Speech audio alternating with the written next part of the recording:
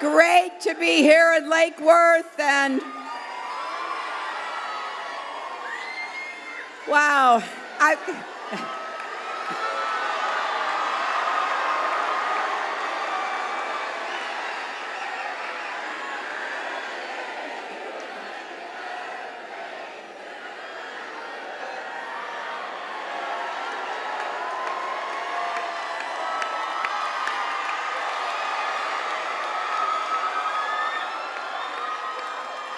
wow, thank you. Wow, it is great to be here, and I want to thank Tricia for being an operating room nurse and being a volunteer in this campaign. And I want to thank all the volunteers, everyone who has helped reach out to voters. I want to thank my friend of many years, your Senator Bill Nelson, for being here. Congresswoman Lois Frankel, Congressman Ted Deutsch, all the elected officials, but especially all of you. There are only 13 days left in this important election. And I have to tell you, it is so clear how high the stakes are. And I am going to work as hard as I can over these next 13 days, reaching out to as many people as possible. We can't take our foot off the gas even for a short time. Every vote counts. Just ask my friend, former Vice President Al Gore. And Lake Worth can make the difference. Florida can make the difference. And if people get out and vote, we will have a victory on November the 8th. Also in the crowd is Randy Parker. Randy, raise your hand, and I hope you will send Randy to Congress. And thank you so much for singing to me. Oh, I love your signs. That's great. Vote early, Florida. That's great. You know, I hope that one of the best gifts that you can give yourselves would be sending Patrick Murphy to the United States Senate. He's exactly the kind of senator that Florida deserves. He'll be an independent voice, speaking out and working on your behalf. He's a proven problem solver. He's fought for comprehensive immigration reform with a pathway to citizenship. He has defended Planned Parenthood and a woman's right to make her own health care decisions. He's brought Democrats and Republicans together to protect our environment and fund Everglades restoration. That's what we need. We need somebody who will help to break the gridlock, to stand up and help create more good jobs with rising wages. Stand up to the gun lobby and advocate for common sense gun safety reforms. And help in the fight against climate change to protect the future of Florida. He will also defend and strengthen Social Security and Medicare. Everyone who works hard during your lifetime should be able to retire with dignity. And the benefits that you have earned should not be cut or privatized. And remember this, unlike his opponent, Patrick Murphy has not been afraid to stand up to Donald Trump and his dangerous, divisive campaign. Now, did anybody see the last debate? You know, I stood next to Donald Trump for 4.5 hours in those 3 debates, proving, I think, once and for all, I have the stamina to be president. And no matter what he did, no matter what he said, no matter how he stalked me and lurked over me, I just kept thinking about what Michelle Obama said, when he goes low, we go high. And boy, has he gone low, right? But among the many things that he has said, which are deeply troubling and disturbing, he said something truly horrifying in that last debate. He said that he would not necessarily respect the results of the election. He actually refused to say that he would when asked directly. Now, you got to understand, as I was standing there, nobody, Republican, Democrat, nobody who's ever run for president has ever said that before. And so I guess we shouldn't be too surprised. This is the guy who said the Emmys were rigged against him when his TV show didn't win. But this is serious, and it's the reason I've been bringing it up at all my stops here in Florida, partly because I was horrified by it, but also because, think about this. When you are sworn in as president, you take an oath. You take an oath to preserve, protect, and defend the Constitution.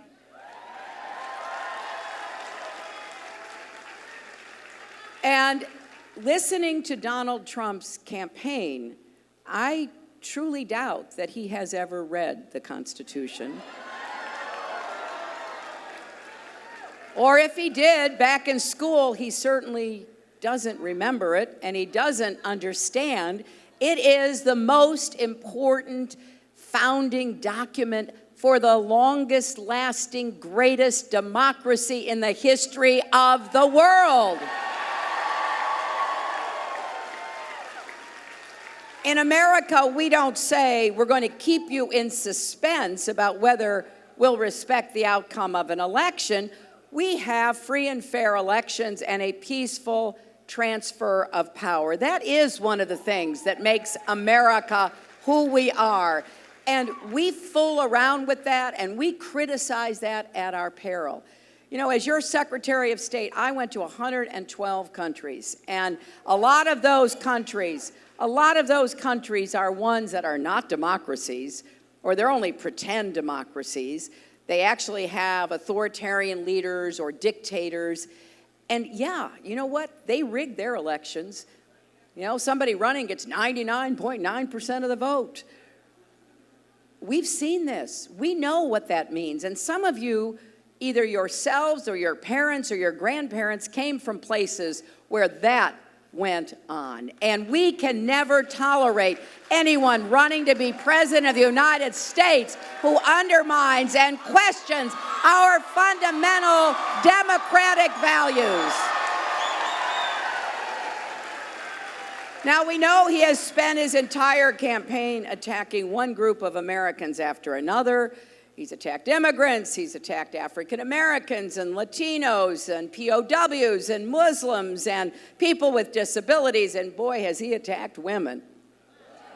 But now his final target is democracy itself. And we have faced challenges to our democracy before, and we've got to keep working until we have a more perfect union. And our very first president understood that. I mean, George Washington refused to become a king. You know, folks were saying, hey, you know, this president thing is okay, but maybe we should have a king.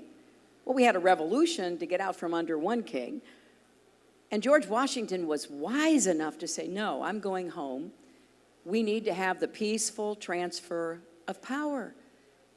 One person can't act like they're in charge of everything in America. That's not who we are. We disagree, in case you haven't noticed. But then we come together and we roll up our sleeves and we get things done. And I so admire George Washington for many things, but for that decision, it was one of the most important decisions in our history. Now, I'm sure Donald Trump would probably have called him a loser because he voluntarily gave up power so that we could have elections that would choose our leaders. But here's the good news, and there is a lot of good news. You know, sometimes when you listen to Donald Trump and the Trump world he lives in, it can get a little disturbing, dark, dangerous, and divisive. I don't recognize the America he describes. There are a lot of problems we've got, and we're going to have to address them, and I intend to do that.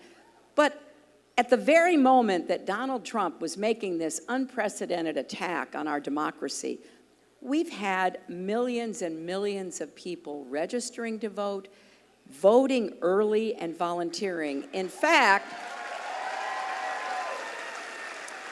this is really exciting to me. We've reached a milestone. More than 200 million Americans are registered to vote, the biggest number we've ever had in our history. And maybe most exciting, more than 50 million of them are young voters.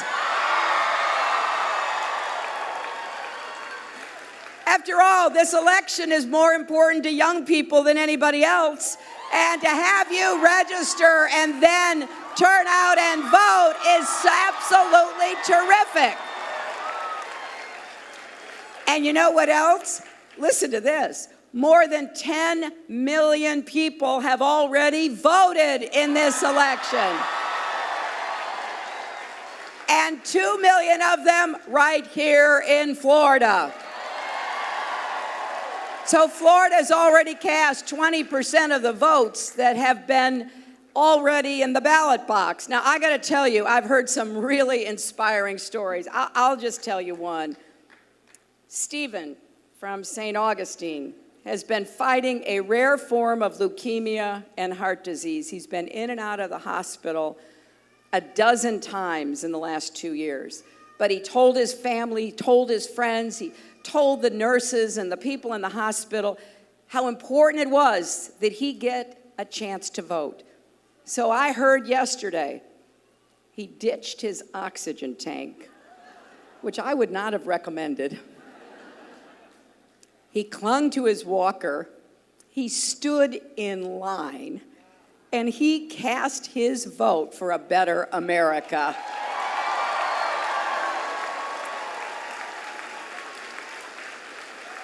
Don't let anybody tell you they don't have time to vote in this election with somebody like Stephen making that enormous effort. And you only see numbers like this when people are motivated to stand up for what they really believe in. And I really believe Americans are coming together at the end of this election, and not just Democrats, but Republicans and independents. And I want to thank all the Republicans and the independents who are here today, who are part of making our country better for everyone. And you know what? This is not just about what we're against, it's about what we're for.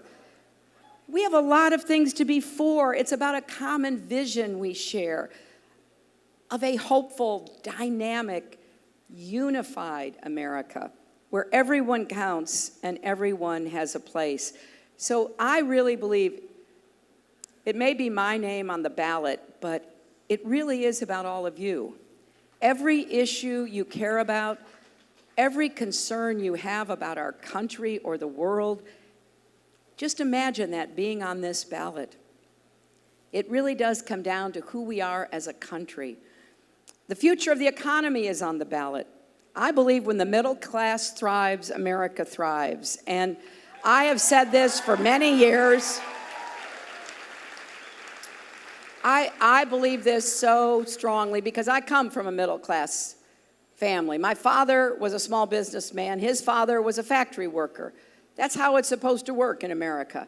People work hard, they provide for their families, and people keep moving forward. That's what I want for everyone.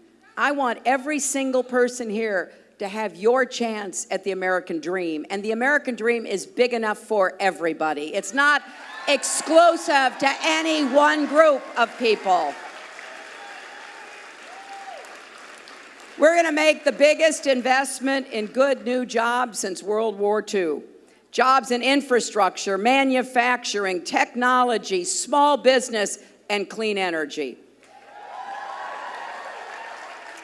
We're going to make America the clean energy superpower. It's either going to be China, Germany, or us. I want it to be us, and I'm going to do everything I can to make that come true. We can create millions of new good jobs and protect our planet. And, you know, here in Florida, you're already seeing the results of climate change. Down in Miami, even on sunny days, without a drop of rain. The streets are flooding because the ocean is rising. Most of the scientists said that we're going to have more tropical storms and hurricanes, and they're going to be more intense because the oceans are warming. People call 311 because they assume a water main has broken when it's actually the sea rising around them. This is a big deal for Florida, and I regret to tell you that Florida is behind in dealing with this challenge. Unfortunately, you've got a governor who has directed his state government never to say the words or write the words climate change. And, you know, the big insurance companies are looking at this and they're saying, hey, we're really going to have to raise rates in Florida because the weather predictions, climate change reality is happening. And you are the sunshine state. And what really makes me sad is that you have less solar power in Florida than New Jersey or Massachusetts, right? They're not exactly known as the sunshine states. There's a lot of great things about those states, but think about the jobs that can be created as well as contributing to what we need to do together to save our country and the world. Now, I also believe strongly that we've got to make it possible for everybody to get an education that's going to give them the skills to be competitive in the new economy. I believe all our kids deserve universal pre-kindergarten so they can be ready to go to school. They deserve good schools with good teachers, regardless of where they live. And you especially deserve to have college affordable enough that you can go and graduate. I worked after our primary, and I was very proud of the primary that Senator Sanders and I ran because it was about ideas, not insults. And we had disagreements, but they were disagreements about what's the best way to achieve a goal. And we agreed after it was over on a plan to make public colleges and universities like Palm Beach State College tuition free. For any families making less than $125,000 a year, which is the vast majority of American families, and if you're over that, it will be debt-free. So you pay what you can afford, but not go into debt, because we should be making investments in your education. And no matter where you go to college or where you went, we're going to make it easier for you to refinance and pay back your student debt. And then there's something else I want to add, because I don't think we talk enough about this. A 4-year degree should not be the only path to a good job in a middle-class life, right? Let's bring back technical education in high school so that more young people get the skills that will make them employable. Let's invest in more high-quality apprenticeships and training programs. So when you go to the polls, support not just teachers and educators, support yourselves and your families for the kind of future you deserve to have. And you know, I also think the economy has to be fairer. What does that mean? Well, we've got to raise the national minimum wage, because no one who works full-time should still be in poverty. Look, I was raised to believe in hard work, and I believe in it. And I don't think there are any shortcuts. People need to work. But when you work full-time, you shouldn't still be in poverty, worried about whether you can put food on the table for yourself and your kids. And don't you think it's finally time for businesses that make profits to do more to share those profits with the employees who help to make the profits in the first place?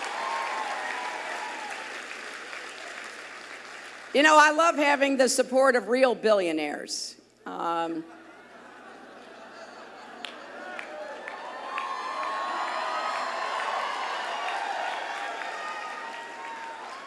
And they've been speaking out because, you know, Donald gives a bad name to billionaires. Warren Buffett says, raise my taxes. It's wrong that I'm paying a lower tax rate than my secretary pays. That is wrong. He knows it. Mark Cuban says every time he sold a company, he has shared the profits with his employees, making 300 millionaires from security guards all the way up to executives. Mike Bloomberg says he knows a con artist when he sees one.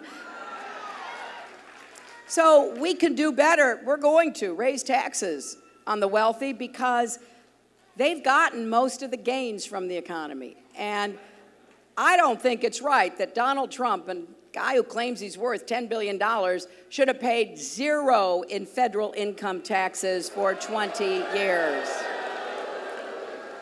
He paid less taxes than probably everybody else here, everyone here, right? And at some point, you got to ask yourself, what is so smart, as he claimed to be, about losing $1 billion in a year? I don't think that's very smart. And what really is kind of weird about it is he lost $1 billion running casinos. Who loses any money running casinos has been, you know, the question I have. So we're going to get the tax system working for everybody. And don't you think it is finally time to say absolutely no tax increases on the middle class, because you haven't had the benefits that you should have had with rising wages. And so I'm adopting the same policy that President Obama had, really the policy my husband started with. No one who makes $250,000 or less, you will not see your federal taxes raised, period. You know, I get always a little amused when I hear people talking the way that Donald talks about slashing taxes, trillions of dollars of taxes for the wealthy. That's the same old trickle-down economics. Only he, of course, wants it to be huger than anybody else's trickle-down economics. Huge. Well, the fact is it hasn't worked. It hasn't worked. We created more jobs when my husband was president, 23 million new jobs, and we've now created 15 million new jobs under Barack Obama. That is more than was created under trickle-down economics. So I feel strongly that we can't go backward, because we need to build the economy from the middle out and the bottom up, not the top down. Now, don't you think it's also time for women to get equal pay for the work we do? And you know, this is not a woman's issue alone. If you've got a mother or a wife or a daughter or a sister, you want her to have equal pay, don't you? I mean, otherwise your family is being cheated. And you know where else it hurts? If women are not paid equally, and we've got some great examples of that around the country, it hurts them when they go on Social Security. You know, Lilly Ledbetter, the woman you may have heard of, who worked in a factory in Alabama, and she worked her way up until she was one of the managers on the floor. She was the only woman.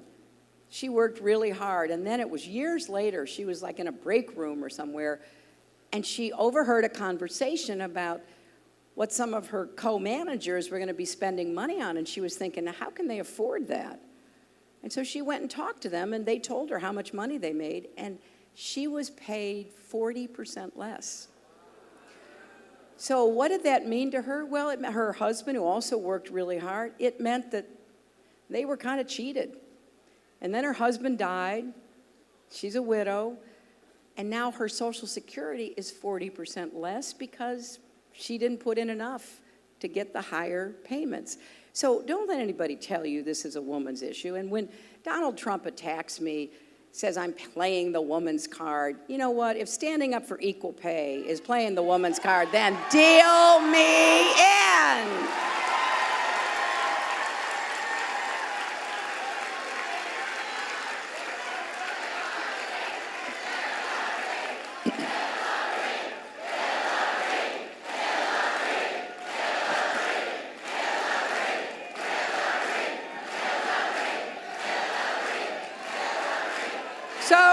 So, my friends, we have a lot to do, and it's going to be exciting. I'm very optimistic about what we're going to do together. And I look at this election, and I really do see two very different visions about our country. And I want us to choose a path that is confident and optimistic, because I really believe America's best days are still ahead of us. And I think part of what we have to do is just be clear about the stark difference between our campaign and my opponent's campaign. You know, today he's in Washington, D.C. to open a new luxury hotel. And really, you know, while the hotel may be new, it's the same old story, because once again, and I want you to hear this because this is really important, if you have friends who are thinking of voting for Trump, I want you to tell them that he relied on undocumented workers to make his project cheaper. And most of the products in the rooms were made overseas, and he even sued to get his taxes lowered. But we know he's used undocumented workers, and that's one of the things that he has run his campaign on, about deporting undocumented workers. Well, he's used undocumented workers. He's made his products in foreign countries. He's used Chinese steel instead of American steel. So, you know, you can talk a good game, but let's look at the facts. And the facts show he has stiffed American workers. He has stiffed American businesses. And later today, I'm going to be with celebrity chef Jose Andres, who had the courage to stand up to Trump about his divisive anti-immigrant views by refusing to put his restaurant in Trump's hotel. And I also, two more things. I couldn't believe that Trump started tweeting about how the battle for Mosul was already, quote, a total disaster, and that our country was, quote, looking so dumb, basically declaring defeat before the battle had even started. Honestly, this is someone who says he knows more about ISIS than our generals. He is not just wrong, he's dangerously wrong. And the message that is being sent to our American soldiers who are over there advising and helping this action to drive the terrorists out, imagine what they are hearing from someone who claims he wants to be the next commander-in-chief. Well, my friends, I have a different view, and I want your help. Our bottom line is we need to work for the next 13 days, and here in Florida, voting could not be easier. Please, you can go early vote through Sunday, November 6th. Go to any early voting site in your county. You can go between 7 a.m. and 7 p.m. to cast your ballot. In fact, you can go right after this rally to the Lantana Road Branch Library, just 3 miles away. And you can go to iwillvote.com to confirm your polling place. Make sure you have a plan to vote. Make sure you bring everybody to vote. Volunteer these last 2 weeks. Help us make calls and knock on doors. Go to HillaryClinton.com to sign up, or take out your phones and text JOIN to 47246. So on January 20th, we're going to have a new president, right? So things are going to change no matter what. The real question is, what kind of change are we going to have? And I don't think most Americans want the dark and divisive change that Donald is offering. Mass deportations to rip apart families, a repeal of gun-free school zones on day one, going back to the days when insurance companies could discriminate against everybody, not just people on the Affordable Care Act exchanges, but every one of us, 170 million of us who get insurance from our employers. Going back to letting Wall Street write its own rules, denying the science of climate change, rolling back marriage equality, reversing a woman's right to make her own health care decisions, the biggest tax breaks ever for those at the top. And then abroad, ripping up our alliances and allowing more countries to get nuclear weapons. Well, that's change, all right. But that is not the change we need. We need a country where every student can afford to go to college, where millions of people are working in good, high-paying jobs, where immigrants come out of the shadows and pay taxes. And listen to this, half of all undocumented immigrants pay federal income taxes, which means they pay more federal income taxes than Donald Trump has paid for 20 years. And we need a country respected in the world, working with our allies to defeat terrorism and to stop the spread of nuclear weapons. Well, my friends, change is coming, but the choice is yours as to what kind of country we want to be. We need a fairer, stronger America. If you will work with me, if you will vote between now and the time the polls close on November the 8th, we will make the kind of future that we need for ourselves, our kids, and our grandkids. And we will prove once and for all that love trumps hate. Thank you.